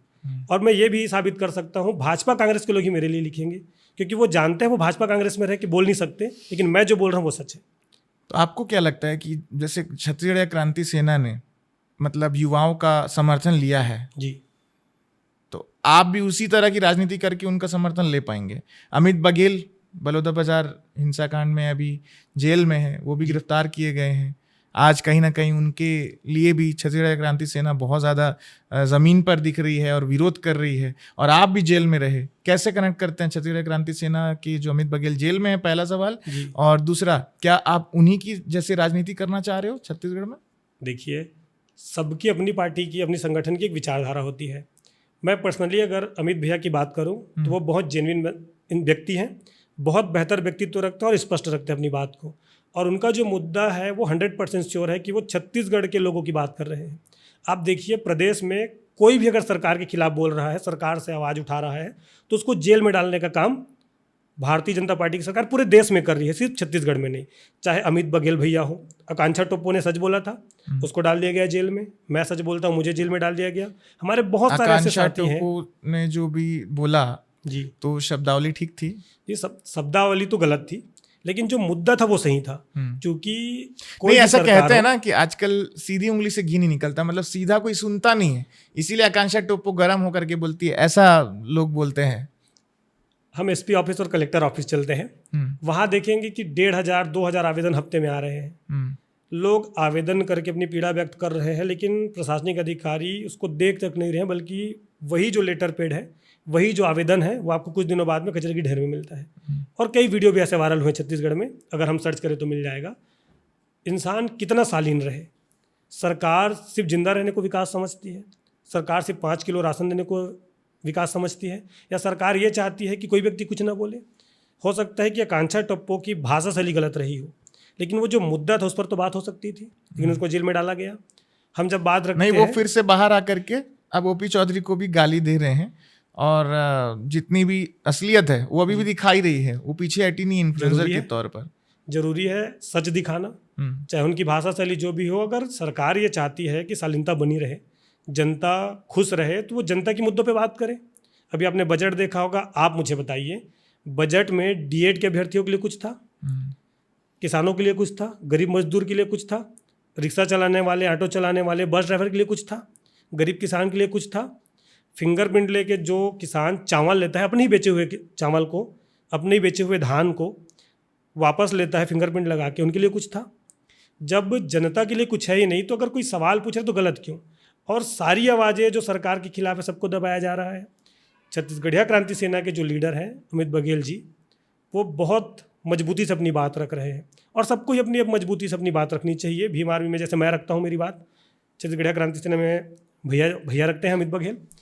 जब आप पूर्ण रूप से ये तय कर लेते हैं कि आप अपने विचारधारा पे अडिग हैं, आप पीछे नहीं हटेंगे, और आप पीछे हटने वाले हैं ही नहीं, तो सरकार उसको तोड़ने के लिए जेल में डालती है। लेकिन सरकार ये भूल जाती है कि 5 साल बाद सरकार बदलती है, उस जगह पे कोई और बैठता है, वो नियम पुनः स्थापित होते हैं, बदले जाते हैं, परिवर्तन किए जाते हैं, और जो हकदार होता है उस सजा का, उस पर वो चीज़ें स्थापित की जाती हैं। सरकार अभी भ्रम में है, उनको लगता है कि वो दोबारा कभी हारेंगे नहीं, इसलिए क्योंकि उनके पास एक ईवीएम का डब्बा है। कई जगह ऐसा होता है कि वो बिना वोट दिए भी चुन के चले जाते हैं। ये परिवर्तन बदलेगा, और जब अमित भैया जैसे लोगों को मौका मिलेगा सदन में बात रखने का, तब लोगों को समझ में आएगा कि जो मुद्दा चल रहा है प्रदेश में, ये ज़्यादा महत्वपूर्ण है, ना कि जो हमारे ऊपर स्थापित किया जा रहा है, थोपा जा रहा है सरकार के द्वारा वो। चलो, आप अमित भैया से प्रेरित तो हो, अमित बघेल जी से? जी बिल्कुल, जो सच के लिए हाँ लड़ रहा है, प्रेरित हो? जी बिल्कुल। तो अगर छत्तीसगढ़ क्रांति सेना आपको इनवाइट करती है आने के लिए पार्टी में, जाओगे? जी, हम साथ काम कर सकते हैं, लेकिन मैं क्रांति सेना के साथ काम नहीं कर सकता। मेरा अपना संगठन है, मेरा संगठन मुझ पे भरोसा करता है कि मैं अपने संगठन को आगे बढ़ाऊंगा। ऐसा कभी रहा कि हम साथ मिलकर के सरकार बनाने की ओर होंगे, तो हम जरूर साथ आएंगे। चलो, कोई बात नहीं। आप विधानसभा चुनाव लड़ने की तैयारी में होगे जी, लेकिन अगर जिला बदल हो गया तब क्या करोगे? सुप्रीम कोर्ट, हाई कोर्ट में चैलेंज करेंगे। हाई कोर्ट में बताएंगे हम जज साहब को कि साहब देखिए, मैं एक ऐसा व्यक्तित्व हूँ जो अपने क्षेत्र में, अपने जिला में गरिमा रखता हूँ। मैंने इतने जगहों पे एक मुख्य अतिथि के तौर पे, जहाँ विधायक सांसद लोग अतिथि रहते हैं, उसके ऊपर भी जहाँ 10,000-20,000 की जनसंख्या, मैं वहाँ अतिथि रहा, मैं चुनाव लड़ा। मेरा एक भी प्रकरण जिला बदल के जो कार्रवाई है उस पर मैच नहीं करता है। हम कोर्ट को बताएंगे। अगर हाई कोर्ट भी बात नहीं सुनती है, क्योंकि वहाँ भी कोलिजियम के जज बैठे हो, तो हमारी बात सुनते नहीं, वहाँ भी हमको निराशा मिलती है, हम सुप्रीम कोर्ट तक जाएंगे। और अगर सुप्रीम कोर्ट से भी न्याय नहीं मिलता है, तो कहीं ना कहीं जनता के पास फिर वो ताकत आती है जिससे हम सुप्रीम कोर्ट के भी फैसले को बदल सकते हैं, परिवर्तित कर सकते हैं, हाई कोर्ट के भी परिवर्तन को परिवर्तित कर सकते हैं। और वो मौका 2 साल बाद फिर हमको मिलेगा कि फिर हम वहाँ जाए। चुनाव लड़ना उद्देश्य नहीं है, चुनाव किस लिए लड़ा जा रहा है वो उद्देश्य है। अगर मैं चुनाव नहीं लड़ूंगा, मेरे जगह पे कोई मेरा टीम का साथी लड़ेगा, मेरे संगठन से कोई लड़ेगा, विचार वही रहेगा, लड़ाई संघर्ष वही रहेगा। आपका कोई विशेष कार्य आपके जिले में जो आपको याद है और जिससे आपका दिली जुड़ाव है? देखिए, हमारे जयजयपुर विधानसभा में गांव था झखाड़ी, जो कि अभी एक दूसरे गांव से जुड़ गया, मैं नाम याद नहीं कर पा रहा, अचानकपुर से जुड़ा हुआ है। वहाँ जो दबंग लोग थे, जो पावरफुल लोग थे, उस जगह को कैप्चर करके उस जगह पे बने छोटे मोटे घर में जो पीड़ित परिवार के लोग थे, मेरे समाज के लोग थे, उनको पीट कर वहाँ खाली करा रहे थे। मुद्दा हमारे पास आया, हमने आंदोलन किया।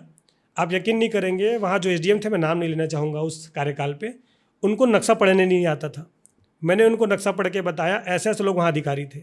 हमने वहाँ पे एक बड़ा प्रोटेस्ट किया, आंदोलन किया, और जो मेन रोड है उसको जाम करके उस क्षेत्र के लोगों को, उस गांव के लोगों को उनका ज़मीन दिलवाया। अभी यादव परिवार के लिए संघर्ष कर रहे थे। क्योंकि मैं पूरे प्रदेश में लीडरशिप कर रहा हूँ, पूरे प्रदेश में बहुत सारे ऐसी घटनाएँ हैं। मैं एक अपना विद्यार्थी जीवन से जुड़ा बताता हूँ। पहले जब हम लोग LLB कर रहे थे, अभी तो नया नियम लागू हो गया, तो 2 सब्जेक्ट में जो फेल होते थे उनको फेल करार दिया जाता था। हमने एक आंदोलन किया और 2 सब्जेक्ट में भी फेल होने वाले को सप्ली के श्रेणी में रखा। अब 2 सब्जेक्ट में फेल होकर भी आप अगली कक्षा में प्रवेश कर सकते हैं, और बैक के तौर पे दोनों कक्षा में आप जो है पार्टिसिपेट करके उसको भी दिला सकते हैं। तो ये एक बड़ी प्रसिद्धि मैंने करी, जिसको किसी भी मीडिया ने नहीं दिखाया। लेकिन जब आप शहीद नंद कुमार पटेल यूनिवर्सिटी जाएंगे और पता करेंगे तो आपको ये जानकारी मिलेगी कि मेरे आंदोलन के कारण ये चीज़ सफल हुआ है। तो ऐसे बहुत सारे तमाम आंदोलन हैं जो पीड़ित परिवार से रिलेटेड है, मैंने किया है। सोशल मीडिया को अगर मैं देखूं तो मुझे याद आएगा, क्योंकि मैं निरंतर काम कर ही रहा हूँ। बड़े ऐसे मामले हैं। लेकिन आपके जो बातें सामने आ रही है कि आपको फंडिंग कौन करता है, क्योंकि आप जाते हैं किराए की गाड़ी पर, आप बोलते हो मैं किराए की गाड़ी में जाता हूँ, और कई ऐसे संबोधन में भी आप बोलते हो। वास्तविकता तो कुछ और ही नजर आती है। पैसे तो होंगे, दिखावे तो नहीं है, ये सब दिखावा तो नहीं कर रहे हो। किराए की गाड़ी है लोगों की संवेदनाएं पाने के लिए, सिंपैथी पाने के लिए। उधर आपके राम कुमार यादव जो कांग्रेस से हैं, उनसे आपके बेहतर रिश्ते बताए जा रहे हैं, कहते हैं वो फंडिंग कर रहे हैं। मामला क्या है भैया? आप मुझे बताइए, कोई विधायक किसी दल का दूसरे दल के विधायक बनाने के लिए फंड करेगा क्या? मैं फिर कह रहा हूँ कि मेरा व्यक्तिगत जुड़ाव किसी विधायक से हो सकता है। चूँकि राम कुमार यादव जी की बात आपने कही, वो पहले बसपा के सक्रिय कार्यकर्ता रहे, उन्होंने बसपा से भी चुनाव लड़ा और मैं भी 3-4 हज़ार वोट से वो हारे। राम कुमार यादव जो विधायक हैं, मैं एक बड़े भाई के रूप में उनको भी सम्मान करता हूँ। बालेश्वर साहू जी का भी करता हूँ, जो मेरे यहाँ के क्षेत्रीय विधायक हैं। लेकिन उनसे जो रिश्ता है वो उनके विधायक बनने से पहले का है। ऐसा नहीं है कि वो जब कांग्रेस से विधायक बने तो उनसे रिश्ता है। वो मेरे घर आते जाते हैं, मेरे परिवार को परिवार कहते हैं। हमारा उठना बैठना खाना पीना एक पारिवारिक तौर पे होता है। मैं उनसे व्यक्तिगत जुड़ा हुआ हूँ। और अभी जो भिलाई के विधायक है देवेंद्र भैया, जिनका मैं सम्मान करता हूँ, उनसे भी व्यक्तिगत रूप से जुड़ा हुआ हूँ। मैं फिर कह रहा हूँ कि कांग्रेस की तरफ मेरा कोई झुकाव है नहीं, और व्यक्तिगत किसी से चर्चा हो सकती है। और रही बात फंडिंग की, कोई भी दल का नेता किसी दूसरे दल के व्यक्ति को नेता बनाने के लिए फंड नहीं करता है। व्यक्तिगत कोई मामला जरूर हो सकता है। फंड जो है वो बहुत छोटा चीज़ है। मेरा समाज बहुत बड़ा है। अगर मैं कल एक स्टोरी लगा दूँ कि मुझे कुछ पैसों की आवश्यकता है, 2 से 3 घंटे लगेंगे मेरे खाते में पैसा आने तक, और मैं एकदम स्पष्ट छवि रखता हूँ। फिर कह रहा हूँ कैमरे में, मेरी जो छवि है बहुत स्पष्ट है। मेरे खाते का, मैं पूरी फैमिली के खाते का भी अगर ब्यौरा मांगना चाहे समाज तो मैं दे सकता हूँ। एलिगेशंस वो लगाते हैं जिनको तकलीफ़ है, और इतना बड़ा समाज है। अगर मैं अभी यहाँ आपके स्टूडियो से बाहर निकल के कहूँ कि मुझे घर तक पहुँचने के लिए 10,000 रुपये की आवश्यकता है, तो 10 साथी जो गरीब किसान मजदूर लोग हैं, जो ऑटो चलाने वाले लोग हैं, जो छोटे मोटे दुकान चलाने वाले लोग हैं, 500-1000 करके मैनेज करेंगे, चंदा इकट्ठा करेंगे और बोलेंगे कि भैया को घर तक पहुंचाने का साधन व्यवस्था करना है। या हो सकता है कि रायपुर में कोई साथी हो जो हमारा, जिसके पास गाड़ी हो, घर तक छोड़ने जाएगा। ये समाज की ताकत है। समाज मुझे चलने के लिए, लड़ने के लिए कर रहा है। ये कोई दिखावा नहीं है। समाज में संपन्न लोग भी हैं, गरीब भी लोग हैं, सब मदद करते हैं। शायद इस वजह से मैं संपन्न हूँ। चुनाव में तो करोड़ों रुपए लगेंगे भैया। विधायक चुनाव में, सरपंची चुनाव में इतना लगने लग गया, 25 लाख 30 लाख। विधायक के चुनाव में तो फिर पूछो मत। तो ये चंदे से आप इकट्ठा करोगे, लोगों से मांगोगे, रिक्शा वालों से मांगोगे, किससे मांगोगे? कौन लाएगा इतना पैसा? कौन देगा आपको? देखिए, मैं जब चुनाव लड़ा, बहुत कम सीमित साधन संसाधन में हमने चुनाव लड़ा। मुझे लगता है, मैं फिर कह रहा हूँ, मेरा समाज बहुत बड़ा है, और जो मुझ पर भरोसा करते हैं वो लोग भी बहुत बड़े हैं। क्योंकि बड़े लोगों के पास एक फंड होता है 10 करोड़ 20 करोड़, उससे वो चुनाव लड़ते हैं। मेरे पास ऐसा कोई चीज़ नहीं, मेरे पास एक तेवर है, एक नॉलेज है और एक जनता का प्यार है जिससे मैं चुनाव लड़ना चाहता हूँ। और इतना बड़ा समाज है पूरे प्रदेश में, 50-70 लाख लोग हैं हमारे समाज में। अगर 1000-2000 लोग ही 2000-4000 करें तो कई करोड़ रुपए हो जाते हैं। कौन से विधानसभा से आप लड़ना चाहोगे? मैं अपने, अगर मुझे चुनाव लड़ना रहेगा तो मैं अपने विधानसभा से लड़ूंगा चुनाव। और अगर पार्टी ये तय करती है, हमारी कमेटी ये तय करती है कि उस परिस्थिति में कोई अगला विधानसभा है जहाँ मुझे लड़ना चाहिए, तो हो सकता है ऐसी चीज़ें आए, लेकिन मैं कोशिश करूंगा कि मैं अपने विधानसभा के लोगों से जुड़ा हुआ हूँ, अपने विधानसभा को रिप्रेजेंट करूँ विधानसभा में। कहाँ से हैं आप? मैं आखिरी में पूछ रहा हूँ ताकि ये विधानसभा की आप बात जो रखे हो लोगों तक पहुंचे। ऐसे तो सभी जानते हैं, लेकिन फिर भी आप बोल दो। जी, मैं एक सामाजिक कार्य करता हूँ, बहुत सामान्य सा व्यक्ति हूँ जो सच कहता हूँ और जो स्पष्ट होता है वो चीज़ें दिखाता हूँ। मेरा नाम ओम प्रकाश है और मैं द PS शो के सभी दर्शकों को, युवा साथियों को अपनी ओर से सादर जय भीम कहता हूँ, जय संविधान कहता हूँ। आप लोग जुड़े रहिए, निरंतर हम कोशिश कर रहे हैं कि सच आप तक पहुँचे। और मेरा जो विधानसभा है वो जयपुर है। मेरे पिताजी एक सामान्य शिक्षक है और मेरी जो माँ है वो सामान्य हाउसवाइफ है, घर में ही रहते हैं। और मैं LLB किया हुआ युवा हूँ, मैंने वकालत की पढ़ाई करी है, तो कोशिश कर रहा हूँ कि मैंने जो पढ़ा है वो समाज को दे पाऊँ। तो लाखों दर्शक आपको फॉलो कर रहे हैं, आपकी बात को सुनते हैं, शायद इस बात को भी वो फॉलो करेंगे कि आपके साथ साथ द PS शो को भी फॉलो करें। जी बिल्कुल, जितने भी युवा साथी देख रहे हैं, क्योंकि अब हम लोग भी पहुंच गए हैं द PS शो में। हमारा ये एक लक है, एक सौभाग्य है कि यहाँ तक पहुँचे हैं। आप सभी युवा साथी चैनल को फॉलो कर लेना, सब्सक्राइब कर लेना, ताकि मुझसे जुड़ी हुई बातें तो अब तक पहुँचेंगी ही। पूरे प्रदेश में जो मुद्दे हैं जो आपके हित में है वो आप तक पहुँचे, तो आप लोग फॉलो कर लीजिएगा। मैं भी फॉलो कर लिया और मैं भी सब्सक्राइब कर चुका हूँ। तो ओम प्रकाश बंजारे जी, पूरे पॉडकास्ट में आपने खुले मन से आपने हर सवाल का जवाब दिया। मैं समझता हूँ आपकी राजनीति भी इसी तरह से चलेगी जैसे आप चलाते आ रहे हैं, युवाओं को लेकर के। सतनामी समाज के युवक ही नहीं बल्कि एक युवा तबका आपके साथ चलता है सोशल मीडिया में। हम हर पोस्ट में आपको देखते हैं कि लाखों लोग आपको फॉलो कर रहे हैं और लाखों व्यूज़ भी आपके चैनल पे आते हैं। तो ये वोट में तब्दील हो और आपकी राजनीति ऐसे ही बढ़ती रहे और आप कोई भी पार्टी से लड़े, आप जीतें, यही हमारी सोच है। और हमारे पब्लिक को भी हम कहेंगे कि इसके बाद आप किसे हमारे द PS शो में एज ए गेस्ट देखना चाह रहे हैं, वो भी हमें आप कमेंट सेक्शन में कमेंट करके बताइएगा। तब तक के लिए थैंक यू। जय जोहार, जय संविधान, जय भीम, जय सतनाम।